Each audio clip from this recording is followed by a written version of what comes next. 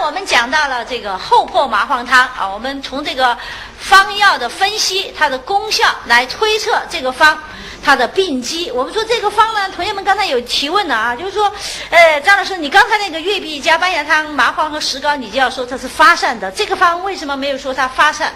那实际上同学们这个问题提得非常好。那我们大家来看一下，月碧加半夏汤，麻黄是6两，而我们这个方麻黄是多少？4两啊。也就是说这个方的麻黄它的量比刚才我们这个方的量要小，而且方中还有走里面的5味子小麦啊，所以这个方它不是要它走外面，所以我们来推测它表没有邪，只是这个病位病势向上和向外而已。所以我们看它量可以来推断它的作用的趋势往哪里走。好，这是我们刚才讲到了，从我们粮食方都有麻黄和石膏来看，它量不一样。而这个方的石膏如鸡子大有多重呢？我们去称的人不是很多啊，当然因为鸡蛋本身也有大小。但是我看到有篇文献报道呢，有人去称了一个鸡子大的石膏，他称了下来呢，大概就是每一枚重多少呢？50克左右。50克大家注意到，实际上对石膏来讲不算重的，因为同学们都知道石膏它是质地很重的。我们上节课我们讲的月碧加半夏汤石膏是半斤，也就是8两。如果按照张仲景汉代的用量来换算，15.6克乘以8，大家看到那就远远大于50克。所以刚才月碧加半夏汤，我们就是推测它有一个发散的力量。石膏的辛凉和麻黄的辛都是向外宣透的啊，这就是它体会一下它们的不同。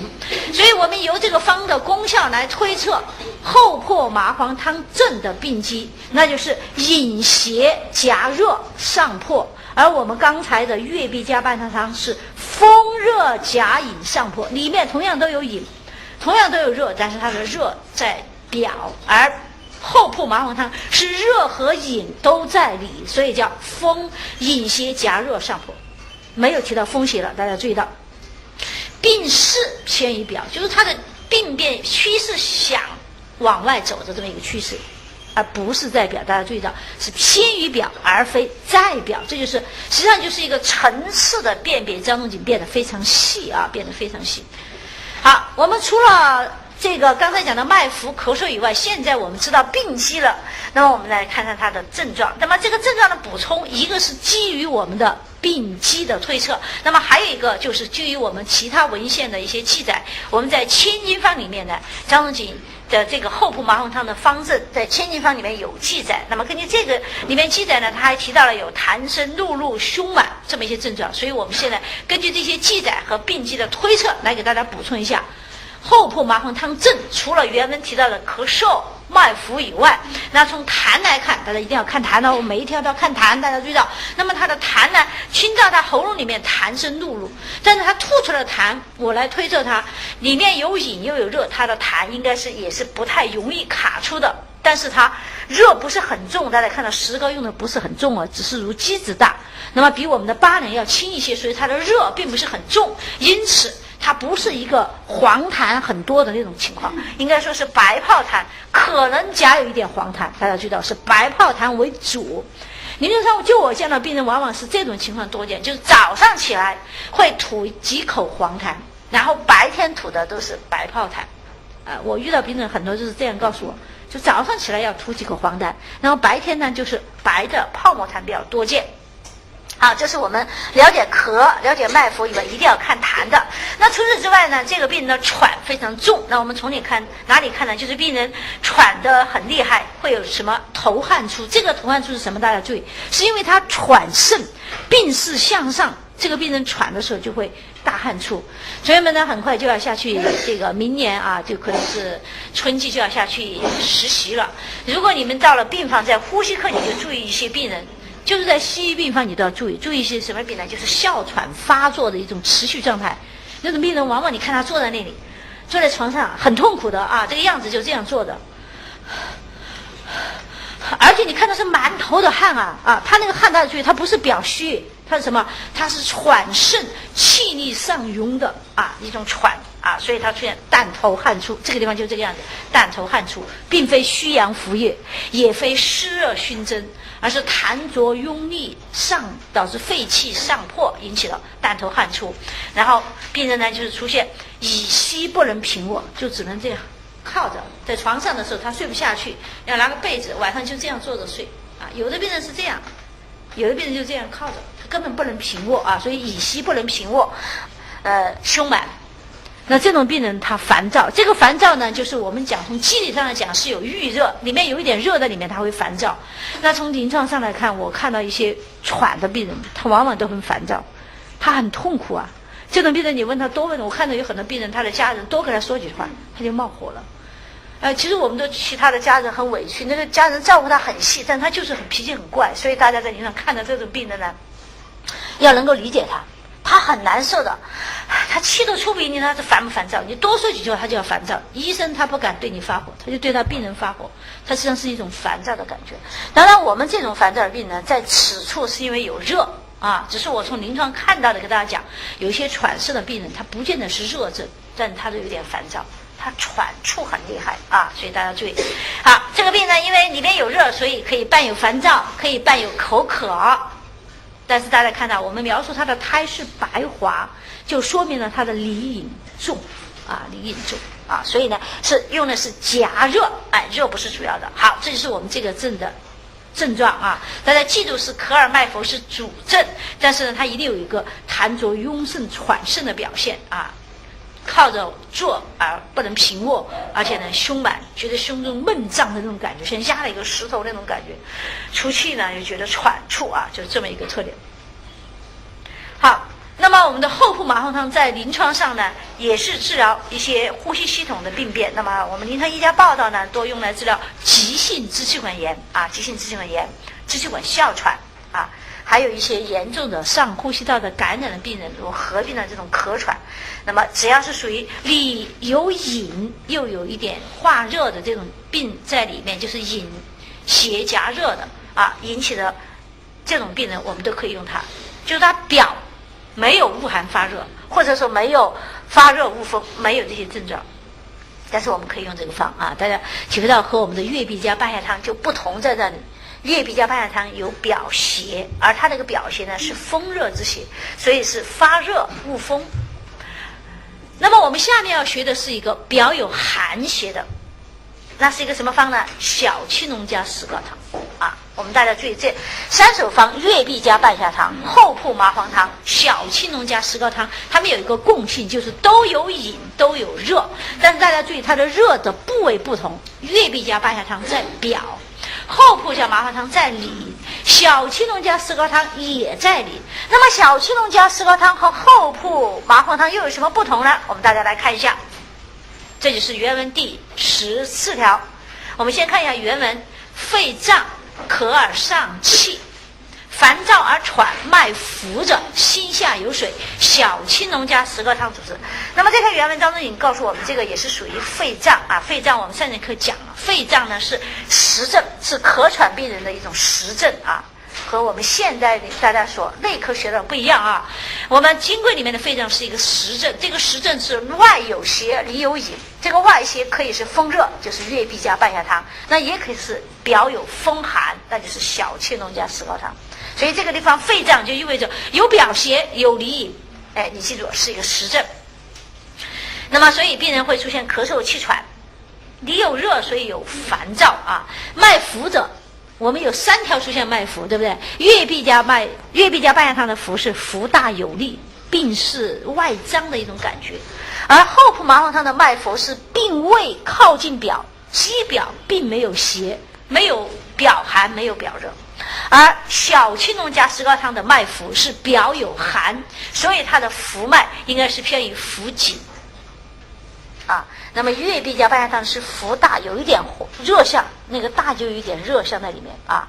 而我们这条是浮紧多见，因为它是寒重，这条小青龙加石膏汤是寒重啊。心下有水这句话是一个病机的一个概括，就是病人张仲景告诉我们，这个病人心下有水是心下有水饮。那么这个心下是哪里？胃脘，就这个病人素来脘中焦有饮，那中焦有引为什么它咳呢？因为是引邪犯肺，所以它出现咳，所以它病根在中焦有引。所以小青龙汤同学们在《伤寒论》里面学的，它会有或呕，那就是因为它中焦胃脘有引。大家知道这条是中焦的引邪犯到肺了。好，我们这是原文给大家稍微解释一下啊。小青龙加石膏汤呢，同学们都熟悉小青龙汤啊，麻黄、芍药、桂枝、细辛、甘草、干姜各3两。我们看石膏的量，这个麻黄的量在递减，月碧加半夏汤的6两，厚朴麻黄汤的4两，小青龙加石膏汤的3两啊，这个麻黄在递减。五味子、半夏各半升，石膏也在递减2两啊，由8两到如鸡子大，再到2两啊，大家注意体会这3个方啊。伤九味以水1斗，先煮麻黄，去上末，辣诸药，煮取3升，这是张仲景习惯的方法。我们注意后面几行字，大家注意一下：强人服1升，雷者减之，就是同样的量，药量你是开的一样的，但是每次服药的量变化了。啊，体质好的人，你每一次可以用200毫升。那如果这个人体质差呢，你虽然剂量开的是一样的，但是服药的量你要酌减，你可以让它适当减一点。我可以要和150毫升也可以，120毫升也可以，知道吧？日3服。所以我们看到张仲景的剂量，每一次的量才是最关键的，每一次进了多少它是有区别的。小儿呢，只服4格80毫升，1格就是大约20毫升，所以4个80毫升。所以大家看3个等级，尽管量是一样的，服药就是你方药的剂量是一样的，每服量不一样。好，我们下面来讲解这条原文。这一条也是一个咳喘病啊，首先是有咳嗽，那也有气喘。那么它的特点痰是什么呢？大家看一下这一条的痰，稀白为主啊，稀白泡沫痰，或许加有少许的稠痰，因为它有一点郁热，所以或加少许稠痰。那么和我们的这个月碧加半夏汤来比较呢，它有点不太一样，就是说这个病的痰量比较多，比月碧加半夏汤多一些，而且相对来说这个病的痰容易卡一些，它是偏于寒要重一些。好，这是我们讲的痰的不同啊。那么除了这个以外呢，我们说这个病人也是有一个烦躁啊，和我们的厚朴麻黄汤一样，也是里有热，所以出现烦躁。那么这个病人还有一个最独特的特点，就是表寒的真相，恶寒发热啊。月碧加半夏汤我们描述的是发热恶风，大家注意到那是有风热，而厚朴麻黄汤没有这个症状，为什么？它没有表邪，而这一条是一定有表寒的，所以它恶寒发热，无汗。这个病人是无汗的，寒邪郁闭啊，而且体质比较壮实，所以他无汗。好，这个病的舌象啊，我们来看一下这个病的舌象。这个病的舌象呢，从舌质上面上，绝对不能是淡白的，淡白的你就不能用小青龙汤了。大家注意到，小青龙汤发汗是比较猛的，所以它的舌质正常。那么舌苔白滑苔，可能加一点尖边有一点红点，可能有一点，就是它可能化热，也可能没有。好，这是舌象。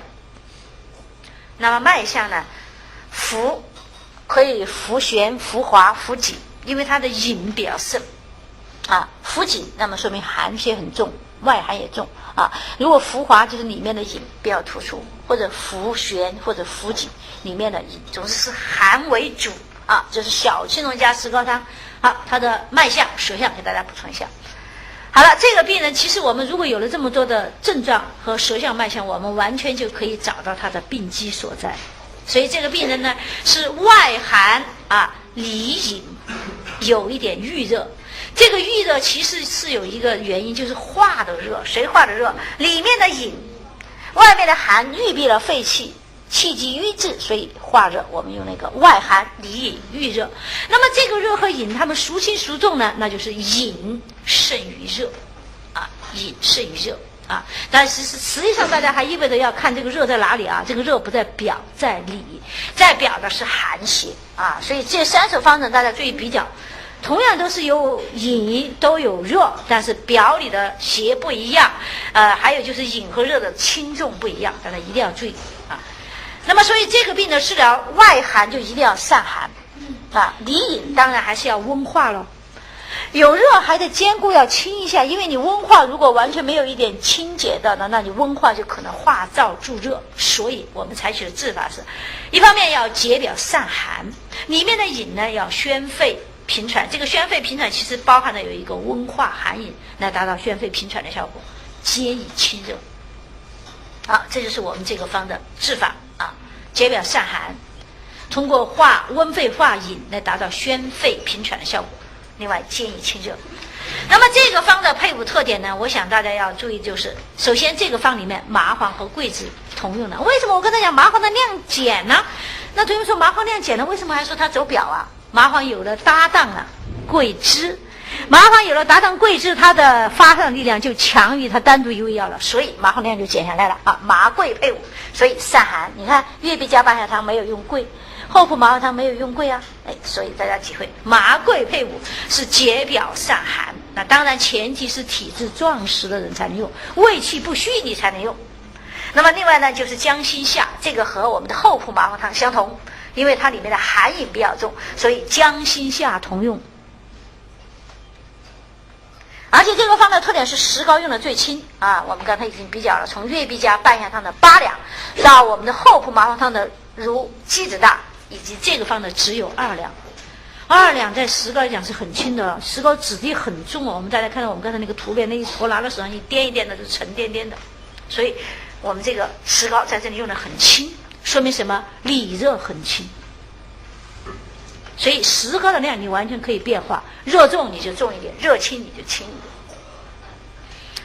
最后呢，这个方我们看到虽然它表寒重，但是张仲景是姜辛味同用的，用了五味子，就是因为有麻桂的发散啊，有麻桂的发散，我们无需担心五味子的练邪，对不对？有麻桂这么一个好的组合，这么一个搭档在这里散表邪，那么我们无需担心五味子的练邪，而用五味子是要防止姜辛夏的温燥好气啊，温燥，那么它要伤阴，温散，心散又要好气，那么用五味子在这里配伍。好，我们这个方的配伍特点呢，我就通过这个方式来给大家比较的来讲啊，我相信这样大家可以体会，我们这有比较才有鉴别啊。好，我这里呢，为了让大家体会五味子的用意，我最近查了一个资料，我给大家介绍。这个是一个北中医的一个教授他介绍的一个医案啊，他不是讲我们这个方，他介绍一个医案。但是我读到这个地方，我就发现很有意思。他讲啊，他治疗一个，他在北京近郊治疗一个患者，是一个女性患者。那么她呢是得了慢性支气管哮喘，结果她辩证呢就是寒饮加热。他就开了一个小青龙加石膏汤，他觉得很相符合，而且这个病人吃了以后确实很好。第一次吃了就很好，然后第二次来复诊呢，他就告诉这个病人，告诉医生，他说我这次有点奇怪，医生我有一个反应，什么反应呢？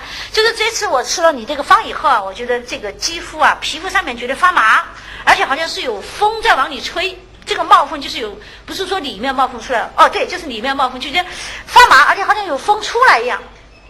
他就问这个医生，到底是什么原因呢？用了小青龙加石膏汤。好，我们再来看一下啊，同学们讲的。对，一问呢，这个医生一找呢，就是原来这个病人呢，他本来是在县医院的话，他药都是减齐的。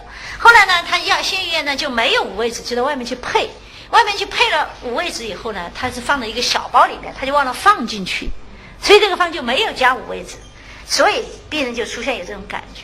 所以我们体会五味子，防止发散太过，是不是啊？这是病人，我偶然发现这个，我觉得这个事例对我们体会姜辛夏味很有帮助，所以我把它放到这里给大家介绍一下。所以临床上有些反应我们千万不要忽略了，就是大家今后上临床一定要善于注意什么呢？观察、总结，你才会有发现，才会提高。如果他说了你一下听过去，你也不问他，他也不问你，就过去了，实际上你就有一个学习机会，你就错过了。你有了这个印象，你在临床上就知道，我用这个方千万不要把五味子去掉了啊！你不要觉得五味子练邪，里面有麻桂的嘛，怎么会练邪呢？麻桂给你驱邪出去了，就没有练邪的这么一个弊病在里面。现在你不用它，病人还冒风了啊！所以大家气泄了它就麻啊，气虚泄它不能够行血，所以就会肌肤发麻。所以就会冒风。好，我们关于咳嗽上气病，我们实证就讲这么多。下面唯一的一首虚症，而且主要是气阴两虚，请大家看到第10条。那么张仲景所处的时代呢，是世界处于寒冷季的年代，所以那个时候寒邪很重啊。我们看到很多寒邪治病的，我们前面可采学了这么多方都是寒饮，而这个方是阴虚。大家看一下原文第10条：大逆上气，咽喉不利，止逆下气者，麦门冬汤主之。麦门冬汤方呢，大家注意到了，我这里2个字体是打的黑体字啊。麦门冬7升，半夏1升啊，人参3两，甘草2两，粳米3葛，大枣12枚啊。以上6味药呢，以水1斗2升，煮取6升，温服1升。而这首方张仲景告诉我们，昼夜都要服药，白天服3次，晚上服1次，所以叫日3夜1服。好，我们大家来看一下这一条原文。这一条原文呢，首先这条原文是非常简单的3句话：大逆上气。当然这里呢，大逆我们医家来理解呢，代表了一个病机啊，大逆就是代表了它的气力较盛。那么我们有一些教材呢做了一个校勘，就是有的医家认为这个地方的大呢应该是一个火字啊，所以有的教材呢是叫火逆上气。那如果是火逆上气，那就指这个气为什么会上啊？是因为火性上破导致了气上逆啊。所以呢，我们在这里呢也可以参照有的注家这种看法，因为大和火形相近，对不对？那一横如果你写成弯一点，来一点浪线，那是不是就变成火了？所以就这样来的啊。虚火导致了气逆，这是概括了这个气逆的病机，并非饮邪，而是火邪。那么上气呢，在这里点名的主症咳嗽、气喘啊，所以我们说这一条的症候给我们概括它的病机呢，我们先来概括一下。既然是虚火引起了气逆，而我们知道又是麦门冬汤主之，我们起码从这个方名就知道这个方中的主要是麦门冬，而麦门冬我们又知道它的主要是养阴，主要作用是养阴药，所以我们说这个症的病机我们知道是肺胃的阴虚。也就是我们知道它是阴虚，虚在哪里？我们的脏腑辩证，那是在肺和胃啊，大家知道肺胃阴虚火炎。同学们讲了，我这里没有看到胃阴虚的表现，确实在症状中间我们没看到胃阴虚的表现，我们看到的是肺阴虚的表现，导致虚火上逆咳嗽啊。我一会儿给大家解释。我们先讲肺胃阴虚，虚火上炎导致肺气上逆，这就是我们这个症的主要的病机。它为什么咳？为什么喘？虚火上炎导致气逆。这个地方不是饮邪了啊。我们先来看这个病机。好，下面我们来看看主症。那么并非饮邪，而是虚火上逆的咳喘有什么特点？我们当然咳嗽表述是一样的，但是它的性质是不一样的，而且症状表现病人也会不一样。虽然他说医生我咳嗽，但是他会告诉你咳嗽痰很少，痰不多啊，痰不多。所以我们这里咳嗽喘啊，这个喘呢，大家注意到了，也是一种气逆的喘。那么张仲景在这里还讲一个症状，咽喉不利。咽喉不利是什么症状呢？是一种什么感觉呢？咽喉部干痒，而且还有一点痰粘在这里不舒适，所以我概括为3句话：痒、干、痰粘不适，就是我们这个咽喉不利的感觉。这个病人绝大多数人不会跟你说医生我咽喉不利啊，他会说医生我咽喉这里痒干，好像有痰粘在那里吐不出来，不舒服啊，早上起来总是有的人还像恶心，痰粘不适，咽干咽痒，你就可以概括为咽喉不利。好，这是我们原文描述的症状。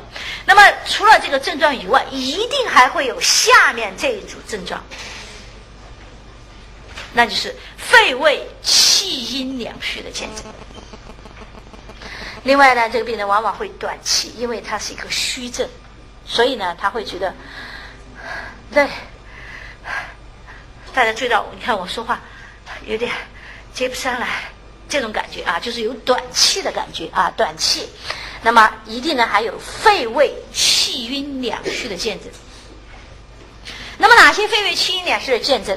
我这里没说了啊，我没写出来，我们大家可以一起来考虑啊。比如说病人会觉得咽干口干，或者是手足心发热，对不对？都是有可能的。那么还有呢，就是那个痰量不多，而且觉得卡不出来，连着那里十几那样卡不出来，只有一点点，一卡出来一点点吐不出来，就是因为它有什么阴虚内热煎熬了，它的痰液就很少。那么它的舌象呢，同学们，这下舌象这个阴虚内热的舌象，同学们可以知道，舌质是什么颜色？舌红。苔呢厚腻，厚不厚腻啊？一个什么苔？苔少或者无苔苔少或者无苔，或者舌面欠润，都有可能的那么它的脉呢，往往是出现细硕或者细而无力细硕，但是必然是一种无力之象。你摸了这个脉没有力，为什么？它因为是气阴两虚，其实有一个气虚在里面我们刚才讲的是阴虚所以我们呢清养肺胃有热要给它清，但是它的热是虚的，要通过养阴来清热，所以叫清养肺胃，降逆下气。好，现在我跟你们同学们说我们先看看方，我再说刚才那个问题。我们先来看看这个方。我们这个方有这么2点大家要注意体会的。第一点，我们要体会这个方里面就是要注意这个方里面的2味药，麦冬和半夏。我们知道这2味药呢，它们的作用是不一样的，而且是矛盾的，对不对？麦冬是凉润的，养阴清热润燥，而半夏是辛温的，是温燥的。那么温燥太过就会伤阴，而我们的凉润太过可以助生痰湿，所以它们2味药是矛盾的。但是在这个方里面，恰恰这就是这个方最精彩的地方，就是这个方重用了麦门冬，它用了7升。重用麦门冬来干什么？就是来养阴清热润肺，养阴清肺热，润肺胃的阴液。因为这个病人是阴虚火炎，但是我们说用重的麦冬来润养肺胃，就有一个弊病，就可能滋生痰液，所以用少量的半夏来防止麦冬的滋润生痰。当然半夏本身还有一个作用降逆，但是我认为在这里降逆它不是主要的，因为我们真的是肺气的上逆，我们如果是燥痰，我们还可以其他降逆药，对不对？同学们知道枇杷叶可以降逆降肺气，对不对？我们的白钱也是可以降肺气，我为什么非要用半夏呢？所以大家知道半夏在这里它有一个很重要的作用，就是防止我们重用麦冬来生痰助痰。好，这就是我们这个方的一个特点，润燥护剂，在大量的润药之中用少量的燥药。也正因为这个方有这么一个特点，所以后世把这个方用来治疗什么呢？虚热肺痿。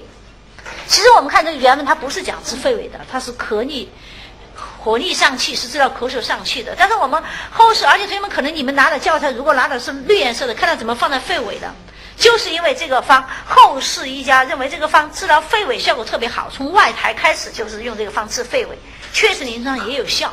而这个方治肺痿的最大的一个特点就是这个方里面有麦冬和半夏。而肺痿大家还记不记得它的一个主要症状叫多唾什么浊沫虚热就是稠的浊，虚寒肺痿就是清晰的咸，就是它吐的痰液很多。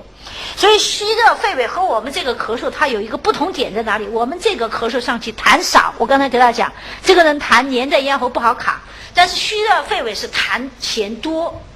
那么这个方都可以用，就是因为这个方里面我们的麦冬和半夏，尤其在肺痿它是最合适的。麦冬养阴又不助它的痰，但是还有一味半夏，那就防止它助痰，所以这个方后世把它作为治疗肺痿的主方是非常恰当的那么我们这个教材没有列在那里，是因为它的原文没提到肺痿，所以我们就把它放到这里了这个用意。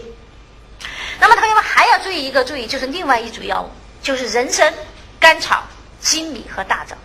那么这一组药物其实我们看到是补益气阴的，所以关键就是在这甘草、粳米、大枣，我们知道都不是补阴的。那么这个补阴从哪里来体现？除了我们的麦冬，还有我们这个参。我们这个参，如果我们临床用成北沙参、西洋参、太子参，那就都可以补阴的还有泡参。所以这个方中的人参大家可以灵活选择如果这个人的阴虚症状非常突出，你可以用北沙参、南沙参我们又叫泡参，或者是太子参。那如果他气阴两虚程度比较重，你可以换成西洋参。那如果他的虚热不重，你可以用党参啊。所以这位人参的用法选择呢，临床是可以灵活的。但是我们从最主要来看，应该有一个思路在里面，就是补益气阴。那其实我们刚才讲这个病人，我们在病机上我讲到的是一个气虚啊，是一个阴虚啊，是讲的阴虚。但是其实我觉得从这个方我们体会到这个病人可以有气阴两虚，所以这个病人症状里面有一个短气。那如果是肺痿，他就必须有短气。然后恰恰因为有这种方有补益气阴，所以肺痿又特别合适。因为肺痿的病机是什么？肺气痿弱不振啊！大家所以体会这个方为什么说治疗虚热肺痿特别恰当啊？就是因为从这个方的用药特点我们体会到。好，我们这个方药我就分析这么多啊，不知道同学们体会到这个方的用意没有？下面我们来看看我们这个方的临床应用。麦门冬汤在临床上应用非常广泛啊。那么首先呢，是按照我们外台的记载，根据这个方的特点，我们很多医家用它来治疗虚热肺痿啊，治疗虚热肺痿。当然我们也根据张仲景的元云治疗火逆上气，就是治疗一些咳喘的病人。那么这个咳喘病人是属于病性是属于虚火上炎的咳喘病人，那么这个时候麦门冬一定要重用，而方中的人参就不能用党参啊，又要用西洋参啊、北沙参啊都可以。好，这是虚火上炎的咳嗽气喘。那么这两个我是从中医的角度给大家概括的。下面我给大家举了一些病啊，就是我从资料查阅到，我们现在临床上根据原文中间有一句话叫咽喉不利，所以临床上这个方呢，我们很多医家用它来治疗属于阴虚内热的什么急慢性咽炎和喉炎的病人啊。这个慢性咽喉炎现在我们是很常见的啊，可能和这个环境空气的原因。那我们这个方呢，对于因为有咽喉不利，所以对这种病人属于虚火上炎的效果也非常好。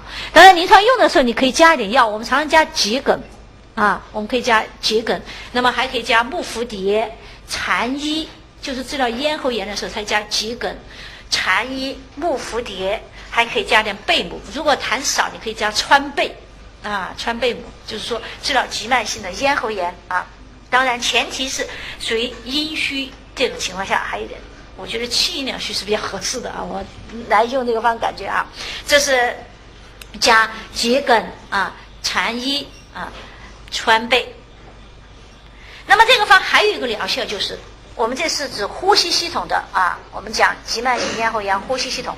那么我们临床医家呢，我看了一下文献报道，这方面的报道还不少，就是对一些癌症放疗以后引起的一种副作用，很多医家用麦门冬汤来缓解。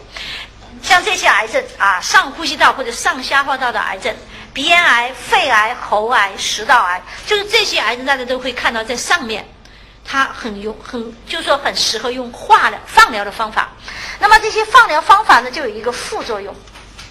什么样的副作用呢？我给大家讲，就是肝，就是他通过放疗以后，他的一些唾液腺可能受损伤了，这个病人干得很啊。我刚刚大学毕业呢，我在一个医院工作，我们就到病房里，我们是综合性医院，我们中医科去查房，就到五官科去查房。我一到五官科接触到的病人呢，全都是这种，我们那里住院的全是鼻咽癌的病人。那个鼻咽癌的病人，一个是他们说话说不清楚的那个声音，他做了手术以后，另外就是给他说话口臭，所以他自己的感觉就告诉我们，老是口干、口咽干燥。但是我们和他望诊坐在一起问诊，就觉得他口气很重，所以他一方面是口咽干，特别干，但是你一看他的舌苔呢是白厚腻的。所以这种病人就是因为他的应该说他的作用机理就是他的那个，由于放疗把他的那些腺体都破坏了，他分泌这个腺体的作用丧失了，他就特别干。但是它里面呢又有很多湿浊，所以用麦门冬汤就最合适。你看有麦冬来养阴生津，又有半夏来化浊。我知道了2例就是淋巴癌的病人，他们也是放疗，效果很好啊，但是他们也是后期出现这个反应，就是口特别干啊，特别干燥来看病。然后我一看到的舌质呢，就是舌苔白厚腻，口特别干，就是阴虚加痰湿，所以麦门冬汤非常合适啊。这是我们临床医家报道的治疗这些肿瘤，属于放疗以后的毒副反应，口咽干燥。这是一个。还有呢，就是治疗一些消化道的疾病啊。消化道疾病治疗什么呢？有一家报道治疗属于辨证胃阴不足而胃气上逆的啊。这个医家呢就举了这么一些疾病：食管炎、慢性胃炎，还有胃下垂。那么这些患者呢，往往都有一个什么特点呢？就是一种气逆、胃气上逆。你看爱气、恶逆，这是胃气上逆嘛？同时它有阴虚的表现，舌红少苔或者无苔，脉细或者细数。我们看后世医家用的时候，他也是遵照了张仲景的这么一个，虽然我们原文是7:1，但是临床上呢是可以变化的。但是这个变化它的特点呢，就是抓住了重用脉冬和轻用半夏的这么一个思路。所以这个病人也是脉冬，医生用了30克，这不是一个病人，是一组病人啊。半夏呢用了10克啊，所以他是重用了脉冬啊。半夏呢用的轻一点，用的是参、枣、草、粳米啊原方治疗这些消化道的疾病。那想到这里，其实大家就会想到，刚才我们为什么讲到肺胃阴虚气逆？其实我们大家知道，这个肺胃呢，我们从临床上来讲，我们说很多胃阴虚的病人可以继发肺阴虚。那其实我们还从这个方里面本身它就有一个益胃生津的效果。所以肺胃阴虚都可以用。那单独肺阴虚可不可以用？当然可以用啊！大家注意到我们这个，我们临床上呢，还有就是治疗一些上感的病人出现了咳嗽，有些上呼吸道感染以后，他就遗留下了咳嗽，表现为气阴两虚的。我们临床医家呢也用麦木冬汤来治疗。那么他们用麦木冬的时候呢，就去掉了大枣和粳米，因为它病程不长，就是上感以后出现的，所以他就去掉了大枣和粳米，而加了杏仁、输液，这2个很重要哦。凡是很多外感以后的咳嗽，大家一定要注意到，我的体会就是一定要宣透，这个很重要，千万不要太早去收敛，否则就会流血在里面，让它缠绵难愈。所以一定要宣透啊！所以我觉得他加杏仁输液加的非常好的啊。那么再加点茯苓、陈皮，有一个化痰的作用啊。这是我们临床医家啊治疗上呼吸道感染以后引起的咳嗽，它也是治了几十例啊。我这个地方给大家介绍的啊。那么这是治疗呼吸道的，还有这个病现在也是很常见的，就是小儿迁延性的呛咳，就是一些小孩啊反复咳嗽，老是不好。哎呀，这个家长也很急，那么医生也很急。那么他治疗这种小儿迁延性的呛咳，那么他的病机呢也是一个阴虚啊，阴虚引起的咳嗽。大家看它的剂量，麦门冬它可以用到20到50克，而半夏呢也是6到8克。那我之所以把这个反映给大家，就是让大家体会一下用意，就是麦冬和半夏这个剂量比例到底怎么来学。张仲景原来是7:1，那我们临床上其实可以灵活变通，但是我选的这些我都发现他们都是遵照了张仲景的原意，那都是重用麦冬的，所以大家看到20到50克之间，而半夏说6到8克之间啊，其他我们都不看了。那么参这个地方就用成太子参，然后草枣这个地方没有用粳米啊，它没有用粳米，要加了乌梅和枇杷叶啊，还有这个方法可以治疗梅核气。而我们临床上呢，这个梅核气现在也是在更年期的人也是很常见，女性患者也多见啊。梅核气，当然这个梅核气也是属于气阴两虚的梅核气，那么加玄附花和郁金。好，同学们，我们现在下课休息。